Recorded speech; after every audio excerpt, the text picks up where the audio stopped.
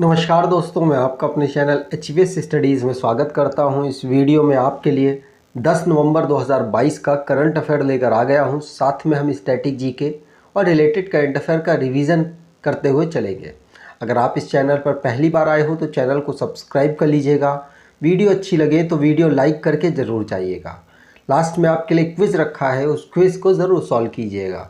चलिए बात करते हैं लास्ट डे के क्विज़ की। तो लास्ट डे आपसे क्वेश्चन पूछा गया था, Which city is hosting the World Travel Market from November 7 to November 9, 2022? तो आप सभी ने आंसर दिया था लंदन, और लंदन ही सही आंसर है। चलिए आज के क्वेश्चन की बात करें तो आज का पहला क्वेश्चन है, Which state becomes first state to introduce uniform gold price based on bank rate? तो कौन सा राज्य बैंक दर के आधार पर एक समान सोने की कीमत पेश करने वाला पहला राज्य बन गया है? आंसर है ये है केरला राज्य। तो बी ऑप्शन यहाँ पर बिल्कुल सही होगा। ध्यान रखिएगा, केरला में बैंक रेट के अकॉर्डिंग अब हर जगह पर गोल्ड प्राइस सेम होंगे। याद रखेंगे, पूछा जा सकता है। गोल्ड नहीं, आगे चल के गोल्ड सिल्वर इन दोनों के जो प्राइसेस है वो सेम किए जाएंगे, और डायमंड का भी विचार बाद में किया जाएगा। तो याद रखेंगे, पहला इंडिया का ऐसा स्टेट बना है जो बैंक रेट के अकॉर्डिंग अपने प्राइसेस को, गोल्ड प्राइसेस को पूरे स्टेट में इक्वल रखने वाला है, यूनिफॉर्म रखने वाला है। तो अब रिसेंटली में हमने जो क्वेश्चन पढ़ा है वो स्टेट से रिलेटेड है। तो अब स्टेट के करंट अफेयर्स को रिवाइज करते हैं। पहला क्वेश्चन पढ़ लिया। दूसरा, वडोदरा पहली म्यूनिसिपल बॉन्ड इशू करने वाली एक शहर बना है, एक म्यूनिसिपल बनी है, याद रखना है। नेशनल ट्राइबल डांस फेस्टिवल को रायपुर छत्तीसगढ़ में ऑर्गेनाइज कराया गया। उड़ीसा के चीफ मिनिस्टर हैं नवीन पटनायक, जिन्होंने 16 चाइल्ड फ्रेंडली पुलिस स्टेशन को डिक्लेयर किया। योगी आदित्यनाथ ने इंडिया के नॉर्थ पार्ट का पहला डेटा सेंटर ग्रेटर नोएडा में इनॉग्रेट किया। केरला टूरिज्म डिपार्टमेंट ने वुमेन फ्रेंडली टूरिज्म प्रोजेक्ट को लॉन्च किया। सेंट्रल ने तराई एलिफेंट रिजर्व को उत्तर प्रदेश के लिए अप्रूव किया। उड़ीसा के चीफ मिनिस्टर ने सफल कॉमन क्रेडिट पोर्टल को फार्मर्स के लिए लॉन्च किया। कर्नाटका की कैबिनेट, जिसने SC/ST कम्युनिटी के लिए रिजर्वेशन इंक्रीज कर दिया है। तेलंगाना की हैदराबादी हलीम, जो कि मोस्ट पॉपुलर GI अवार्ड प्राप्तकर्ता बनी है। आगे बात करें, अगला question, which aerospace company will launch India's first privately developed rocket? तो कौन सी एरोस्पेस कंपनी भारत की पहली निजी तौर पर विकसित रॉकेट लॉन्च करेगी? आंसर है निजी तौर पर अभी लॉन्च नहीं हुआ है। 12 के बाद, 12 और 16 के बीच में मौसम के अकॉर्डिंग डिपेंड करेगा कि कब इसको लॉन्च करना है। नवंबर में, तो 12 से 16 नवंबर तक इसे लॉन्च किया जाएगा। और ये है स्काई रूट एरोस्पेस के माध्यम से। ये एक स्टार्टअप है जिसको 2020 में डेवलप किया गया था, जिसके माध्यम से पहली प्राइवेट रॉकेट को 12 से लेकर 16 नवंबर के बीच में कभी भी इसरो के द्वारा, इसरो की जो लॉन्च पैड है श्रीहरिकोटा आंध्र प्रदेश में, वहाँ से लॉन्च किया जाएगा। ध्यान रखेंगे, Skyroot Aerospace Hyderabad based है। और अगर आप इसको सर्च मारेंगे तो 2018 आपको इसका फाउंडिंग ईयर मिल जाएगा, लेकिन इसने स्पेस से रिलेटेड जो काम है उनमें पार्टिसिपेशन 2020 के बाद किया था। तो इसलिए हम इसको कहते हैं कि स्पेस से रिलेटेड जो काम है 2020 के बाद शुरू किया, इसलिए इसको फाउंडिंग ईयर 2020 में कह रहा हूँ। ठीक है, कंफ्यूज मत होइएगा, ध्यान रखेंगे। तो ये विक्रम S रॉकेट को लॉन्च करने वाली है। विक्रम नाम जो विक्रम साराभाई हैं उनको रिस्पेक्ट देने के लिए इन्होंने रखा है। ठीक, चलिए आगे बात करें। तो अब जो भी हमारे साइंस और टेक्नोलॉजी से रिलेटेड क्वेश्चन थे उनको रिवाइज करते हैं। पहला क्वेश्चन पढ़ लिया। दूसरा, इसरो मतलब इंडियन स्पेस रिसर्च ऑर्गेनाइजेशन ने मून और मार्स के मिशन को लॉन्च किया। अब मून और मार्स के उस मिशन को लॉन्च किया गया है जहां पर लाइट नहीं पड़ती। एप्पल ने न्यू क्लीन एनर्जी इन्वेस्टमेंट को अप्रूव किया है। चंद्रयान 3 का इसरो ने डेट अनाउंस कर दी है, अगस्त 2023 में लॉन्च होगा। प्रधानमंत्री नरेंद्र मोदी ने Indian institute of information technology Una को लॉन्च किया है। आईआईटी गुवाहाटी प्रेसिडेंट द्रौपदी मुर्मू जिन्होंने परम कामरूप सुपर कंप्यूटर फैसिलिटी को आईआईटी गुवाहाटी में लॉन्च किया। गूगल ने प्ले पॉइंट रिवार्ड प्रोग्राम को भारत में इनॉग्रेट किया। India SCO joint anti terror deal को ऑपरेशनल कैपेबिलिटी के अकॉर्डिंग एनहांस करने के लिए इसने एक ड्रिल ऑर्गेनाइज की जिसमें एससीओ के सारे मेंबर्स ने पार्टिसिपेट किया है। डोमेस्टिकली बिल्ड LCH प्रचंड जिसको इंडियन एयरफोर्स को दिया गया हमारे रक्षा मंत्री के द्वारा। आगे बात करें तो अगर आप ई बुक कोई परचेज करना चाहते हैं तो आप इस ई बुक को परचेज कर सकते हैं। 2600 से ज़्यादा क्वेश्चन यहाँ पर इकट्ठे करके बनाए गए हैं। इसमें अक्टूबर तक, जनवरी से लेकर अक्टूबर तक का करंट अफेयर कवर किया गया है। डिस्क्रिप्शन बॉक्स में लिंक है, वहाँ से आपको मिल जाएगी। सिर्फ 79 रुपीज़ में आपको ये दी जा रही है। आगे बात करें अगला question, which of the following tiger reserve unveils elephant adoption scheme. तो ऐसा टाइगर रिजर्व जो कि अब टाइगर रिजर्व में बेहतर परफॉर्मेंस नहीं कर रहा तो उसको एलिफेंट अडॉप्शन स्कीम के अंतर्गत एलिफेंट रिजर्व के रूप में बनाने की कोशिश की जाएगी। आंसर है ये होगा Annamalai tiger reserve. Annamalai tiger reserve की बात करें तो तमिलनाडु में लोकेटेड है। कहाँ पर? तमिलनाडु में लोकेटेड है। और अब इसको एलिफेंट अडॉप्शन प्रोग्राम के अंतर्गत जो नॉन गवर्नमेंट प्रोग्राम है जिसके अंतर्गत एलिफेंट को रिजर्व करने के लिए इसका यूज़ किया जाएगा। आगे बात करें अगला question, what is the theme of India's G20 presidency in 2022।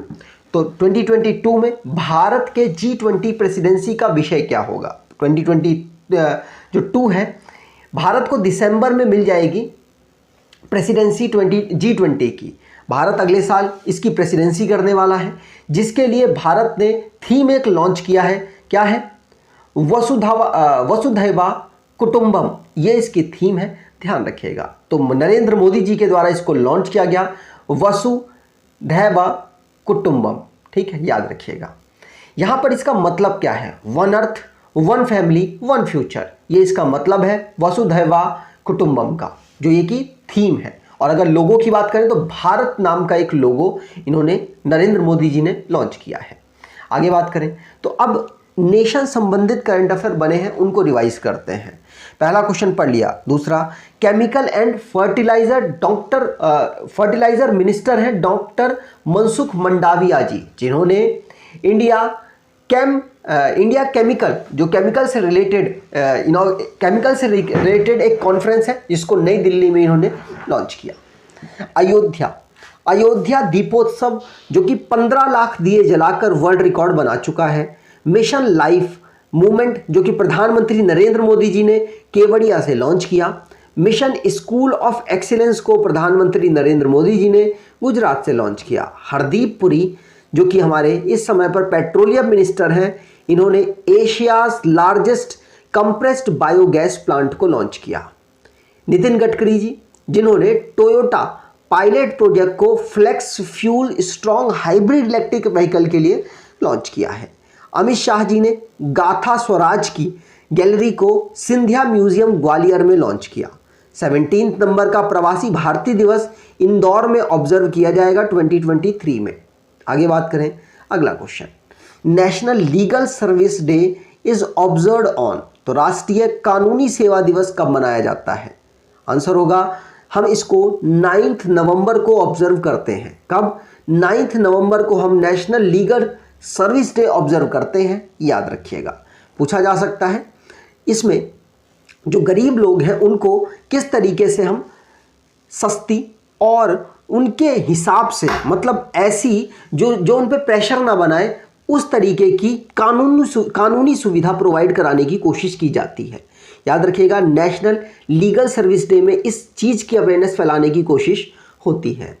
आगे बात करें, और इसको सुप्रीम कोर्ट ने 1995 से मनाने का अनाउंसमेंट किया था, पहली बार ऑब्जर्व करवाया था। ठीक, तो अब इंपॉर्टेंट डेज को रिवाइज कर लेते हैं। जैसे वर्ल्ड वेगन डे हम 1 नवंबर को ऑब्जर्व करते हैं। International Day to End Impunity for Crimes Against Journalist को हम 2 नवंबर को ऑब्जर्व करते हैं।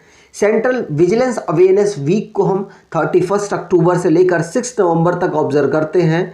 वर्ल्ड सुनामी अवेयरनेस डे 5 नवंबर को, नेशनल कैंसर अवेयरनेस डे 7 नवंबर, 15 नवंबर को जनजातीय गौरव दिवस को ऑब्जर्व करते हैं। नेशनल लीगल सर्विस डे हम 9 नवंबर को ऑब्जर्व करते हैं। आगे बात करें, अगला question, Uttarakhand become a state in which year? तो उत्तराखंड कब स्टेट भारत का बना था? भारत का ये स्टेट बना था 2000 में। कब बना था? 2000 में। याद रखिएगा, पूछा जा सकता है। 9 नवंबर 2000 को भारत का ये 27 नंबर का स्टेट बना था, याद रखिएगा।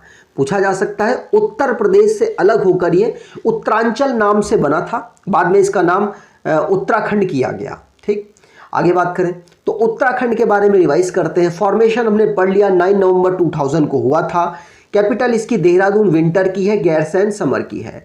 जुडिशरी मतलब हाई कोर्ट इसका नैनीताल में है। गवर्नर इसके गुरमीत सिंह है। चीफ मिनिस्टर पुष्कर सिंह धामी है। चीफ जस्टिस राघवेंद्र सिंह चौहान नहीं है, बदल चुके हैं। यूनिकैमरल इनकी लेजिस्लेचर है, जिसकी असेंबली में 70 सीट्स, राज्यसभा में 3 सीट और लोकसभा में 5 सीट यहां से आती हैं। नेशनल पार्क की बात करें तो Corbett national park, Gangotri national park, Govind national park, Nanda Devi national park, Rajaji national park, valley of flower national park यहाँ के नेशनल पार्क हैं। मैप पर देखें तो 2 इंटरनेशनल बाउंड्री इसकी बनती है, चाइना और नेपाल के साथ। इंटरनल बाउंड्री 2 राज्यों के साथ बनती है, हिमाचल प्रदेश और उत्तर प्रदेश के साथ। आगे बात करें, अगला question, who is the author of the book winning the inning battle? तो विनिंग द इनिंग बैटल को जो पुस्तक है, इसको किसने लिखा है? आंसर होगा ऑस्ट्रेलिया के बेहतरीन खिलाड़ी रहे शेन वॉटसन के द्वारा इस बुक को लिखा गया। तो बी ऑप्शन यहां पर बिल्कुल सही होगा। ध्यान रखिएगा, winning the inning battle, beginning the best version of you to cricket, Shane Watson के द्वारा इस बुक को लिखा गया। बहुत सालों तक इन्होंने चेन्नई सुपर किंग के लिए भी खेले हैं। आगे बात करें, अगला question, which union minister conducted the mother tongue survey of India? तो किस केंद्रीय मंत्रालय ने भारतीय मातृभाषा सर्वेक्षण आयोजित किया है?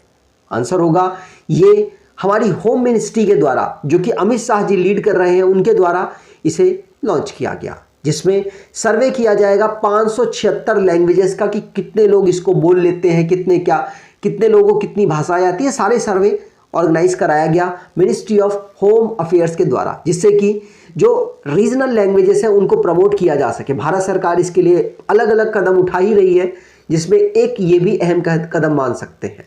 आगे बात करें, अगला question, Pramod Bhagat para athlete है और Manisha Ramadas won gold medal in single of BWF badminton world federation में पैरा बैडमिंटन खेलते हुए इन्होंने वर्ल्ड चैंपियनशिप में गोल्ड मेडल जीता है। प्रमोद भगत ओडिशा से बिलोंग करते हैं और मनीषा रामदास, याद रखिएगा, ये तमिलनाडु से बिलोंग करती हैं। ये दोनों लोग यहाँ पर जीते हैं गोल्ड मेडल। याद रखिएगा, कहाँ पर ऑर्गेनाइज कराया गया ये आपसे पूछा जा रहा है। आंसर होगा टोक्यो में इसको ऑर्गेनाइज कराया गया। बी ऑप्शन यहाँ पर बिल्कुल सही होगा। प्रमोद भगत और मनीषा रामादास, याद रखेंगे, इन दोनों प्लेयरों ने गोल्ड मेडल जीता। टोक्यो में पैरा बैडमिंटन वर्ल्ड चैंपियनशिप को ऑर्गेनाइज कराया गया। आगे बात करें आज के क्विज की, तो आज का क्विज है, where is the city of Mahakal will soon boast the world first Vedic clock which will be synced with the position of the sun? तो सन के अकॉर्डिंग वो अपनी मूवमेंट करेगा। वैदिक क्लॉक किस जगह पर इसको इनॉग्रेट किया गया? कमेंट बॉक्स में डिटेल में आंसर दीजिएगा। अगर आपको ये वीडियो अच्छी लगी है तो आपसे अनुरोध करूंगा, वीडियो को लाइक कर दीजिएगा, चैनल को सब्सक्राइब कर लीजिएगा और एटलीस्ट अपने कुछ दोस्तों तक वीडियो को शेयर जरूर कीजिएगा। धन्यवाद।